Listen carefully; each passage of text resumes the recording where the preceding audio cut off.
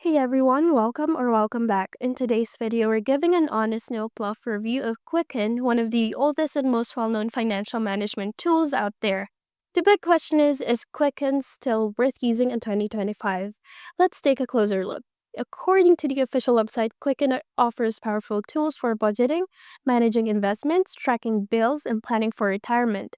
It's available across Windows, Mac, and mobile platforms, cloud syncing and banking integration to help you manage everything in one place.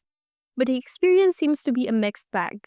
Over on Trustpilot, Quicken has a 3.7-star rating from over 52,000 users, which is solid, but recent reviews reveal some consistent pain points.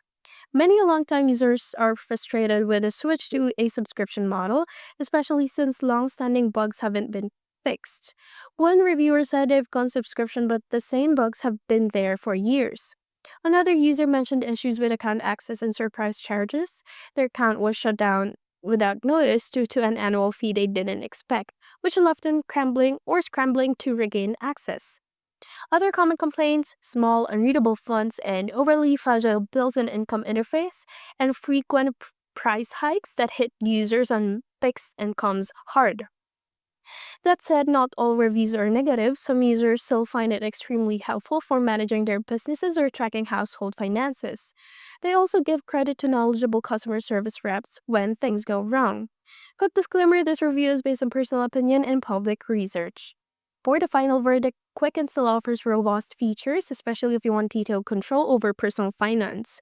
But the subscription cost, user interface quirks, and unresolved bugs may leave you wanting more, especially in 2025 with so many modern alternatives out there. If you've used Quicken recently, drop your experience in the comments below.